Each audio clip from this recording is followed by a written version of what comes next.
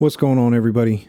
GMD Geek here with a quick video update on AMD's announcements today for the Ryzen 5000 series, which is the new processor line that's going to replace the 3000 series, which has had much success in both the graphics and gaming industry and for gamers. And AMD has come out and they really focused on this release. I don't know how many times they said it in their announcement live stream that they were seriously focusing on gaming, and they did have one throw out where they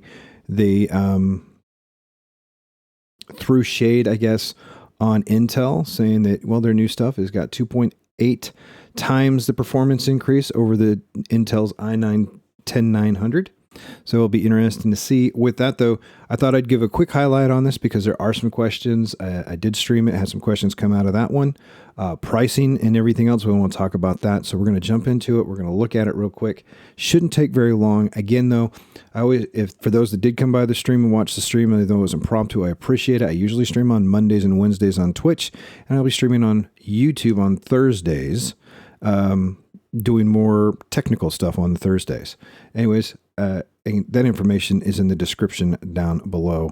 If you haven't hit the subscribe button, I really do appreciate it. It means a lot to me. I'm still trying to figure this stuff all out. And that said, let's get into it. Okay. So what we have here on this, I gotta wait for the transition screen. What we have here is AMD.com. Again, all this is going to be, you can go in the description, all the links and everything will be down there. They released this. I'll also have a link back to their YouTube channel where they did the video thing. So if you want to go back and watch it, I'll have a couple links to people such as Gamers Nexus, who did a really great breakdown of the more very deep dive technical side of it, and Jay's 2 cents as well. I try to do a higher end review of what's going to be applicable, more common sense, and try to make sense of it. If you guys want more technical answers, let me know. I can get some of that in there. Let me know in the comments below. Anyways, they released it. We've been waiting on this one specifically. I have a few people that are wanting to build new gaming systems. And this answers a lot of questions. So they're claiming this is the fastest in the game. And as you can see here, that this is the 5900. They announced 4 SKUs, 4 lines. We'll go back up here in a second. We're going to get the AMD 5600. It's the low end. It's a 6-core. Processor that runs at 65 watts. We're getting the AMD 5800, which is going to be 8 cores, 16 threads, runs at 105 watts. We're getting the 5900X, which is 12 core and running at 105 watts. Well, I'm not covering the hertz yet. Most of these are around 3.5 to up to 4 if you want. What it says right here, max boost clock, most of them are putting around 4 point. Let's look. 5600 at 4.6, 5700 at 4.7, 5900 at 4.8, and the 5950X, which is what I'm going to get my hands on, is at 4.9. Now, it says max boost. That doesn't mean that it doesn't work with overclocking or some AIOs and everything else. This is what their boost clock is going to put it at. I'm fairly certain most people are going to settle, since I have a 3950X and I know what the boost it put me at. They said it was like 4.1 or 4.2 or something like that. And I'm running most of mine overclock slight at around 4.3 to 4.4. I'm really excited for this one because one of the things you guys need to understand is a lot of questions people were asking. Do I have to get a new motherboard? If you've got an older motherboard, you're probably going to have to, but this should work on most of the B450s. You do need to go check with the manufacturer. Let's go over here. I do have notes. I'll try to share this out. It's not quite shareable yet. Don't know sure 100% why, but the infographic they put out for it does show that they're not going to support any of the older B300 boards or A300s or X300s. So if you have a 300 board, pretty much forget about putting a 5000 series card on it. Those are older boards, so I understand that one. The B450, the B470s should the X4. All right, the X470, the B450, the X570, and the new B550s should all work. Just again, go check. The recommendation is, though, if you go buy a new processor, before you update the BIOS to support the new processor, make sure you have it in hand, because if you update it, it may mean that your older processor is no longer going to work, as they had to make room in the BIOS to provide the full support. Okay, I'm excited because my motherboard and the one I built in a new system for a certain streamer friend of mine can support the new B5 59 or 5000 series cards, and I'll be putting a 5950X in my box and letting you guys know how that goes as soon as I can get my hands on it. But so again, don't worry so much about your motherboards. If you have a new motherboards, which most of you do, I know most of you are probably running a B450, a 570, or a 550. You should be just fine. And then going into that one, some people were asking, what are the costs? Their costs are going to be pretty much right on competitive entry-level PC for gaming. And again, these will still handle streaming pretty decently well, given the performance increase, which we're going to talk about in a minute. The 5600X is going to be $300. I round up. Sorry, everybody. The 570X or the 5800X will be $450. The 5900X will be $550. While the new cream of the crop bad boy right here, the 5950, I don't need that, the 5950X with its 16 cores, 32 threads, is going to sell for $800. So I'm okay with that. I think it's worth it. Most people out there are going to be just fine going to 5900X. If everything holds true to the performance increases that they're talking about. Right here, we're talking in their own tests. They did use 3600 RAM that they said they controlled. I don't know how much. They used 2080 Ti's for their testing on their. They're saying in their benchmarks and everything else, they saw across the board 19% increase to the IPC, 24% power improvement, and this is mostly due to architectural changes and CXs and everything else, allowing for the better improvement, which means better power consumption, better control of thermals. They did this again. They had that shade that they threw at the i9-10900 where they said 2.8x more efficient, almost 3 times more efficient. Let's just say that, okay? Overall, when they were doing comparisons, they saw a 28 performance, like they took the 5900X, compared it to the 3800 XT, and they saw a 28% performance increase. They said on average, people will see a 26% performance increase using the same motherboard if they upgrade their processors, specifically to AMD, not comparing to the Intel side of the house. Intel needs to take note of this. If it is anywhere near remotely true, and I'm waiting for this stuff to come out so we can see what the third-party benchmarker guys are going to do and how much it is. If it does true and it holds true, and we do get a close to 19% IPC increase, if we do see a 2 to 3% or 2 to 3 times the efficiency performance improvements between this next generation of AMD 5000s versus what Intel has out there now, Intel is going to lose that marketing space where they can say, yeah, we don't do the multifunction like AMD does, where you can game and stream at the same time, which is what we're after, the content creations, those improvements or anything like that. But you can still get the fastest gaming processor for all this. I think they're about to lose.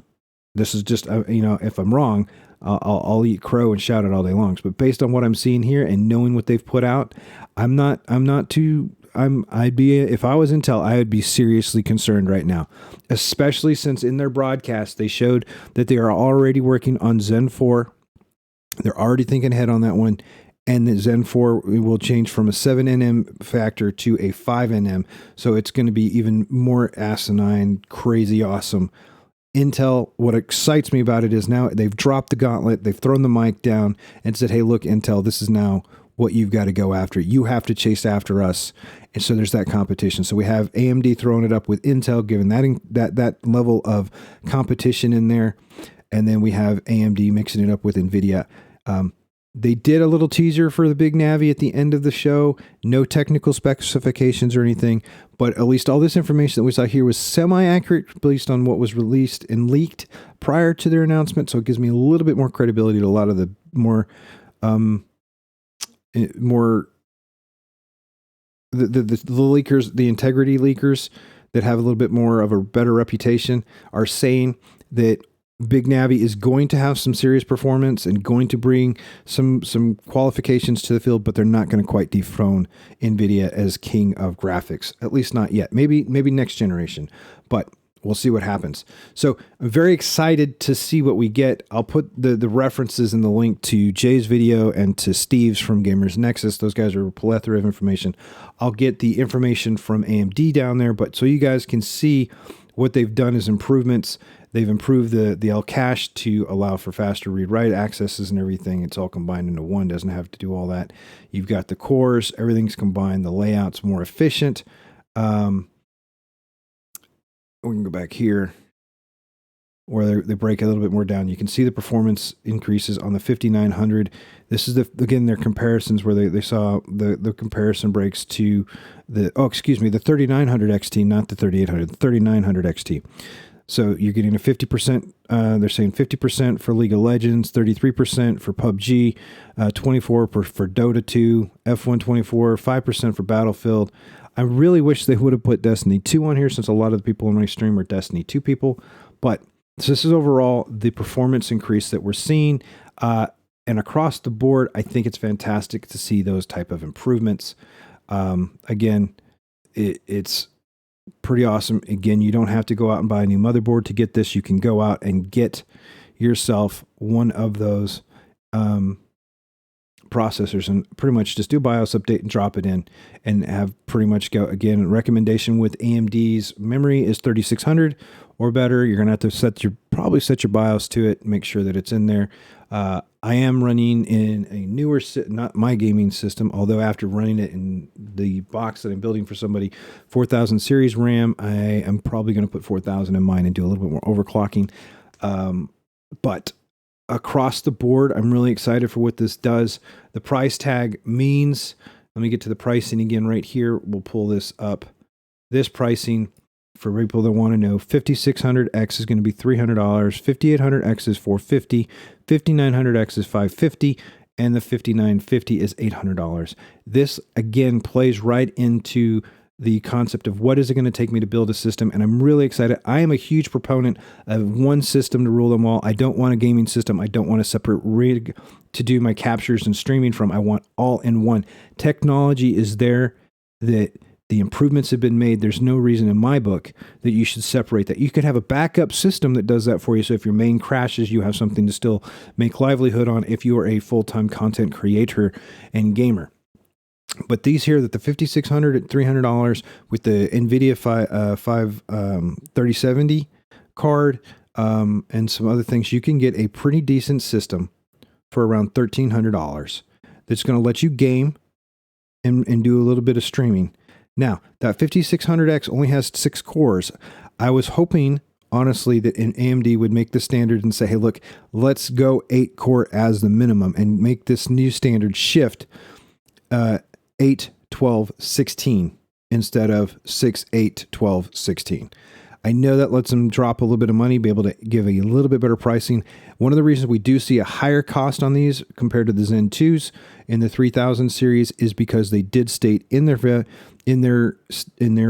stream video and everything else that they wanted to bring higher quality component and material and give a little bit longer there. So you're going to see better product, although the product they were pushing out already was pretty decently qualified. Better temps, better controls, all this because of better manufacturing, better parts. So you just see a little bit price increase. But overall, you're still going to be able to build a gaming rig, streaming rig for around $1,300. You can go cheaper. Don't get me wrong. We could definitely get cheaper than that. But I don't build my gaming systems based on the cheapest part. I will not use manufacturers that are known to use the cheapest components. I will not do any of that stuff. I will not use... When AMD asks for a 3600 RAM, I wouldn't do a 3200 RAM. I wouldn't do the slowest RAM you can put in the box because that impedes your performance. You want to put what's in there that's worthwhile, that's going to get you a box that's going to last for 2 to 3 years, if not longer. With the PC, I want at least 2 years out of my box. Most people want to get 3 years out of their system with 1 or 2 upgrades. Perfectly acceptable. My realm, a little bit different given I do computers for a living and everything. So I do upgrade a little bit more often. I have a spelling error. This is going to... I can't believe I spelled that wrong. Actually, I can. I was writing fast. But I'm really excited. The reason I'm really excited for the 5950X is I can put that in my current system, just drop it in, and I'll be good to go. 29% performance increase, 32 threads, 4.9 gigahertz, which I think I can get to 5 We'll find out. 105 watt power. I just can't wait to see what it's going to let me and let everybody else do. Again, if you've got questions, you want some more breakdown on it, hit me up in the information below. Hit me up in the Discord or hit me up on Twitter. I'd be more than happy to answer any questions you may have. And until then, I will either see you guys in game or see you in streams on Mondays and Wednesdays on Twitch. Again, y'all stay safe out there, and I will see you in the interwebs.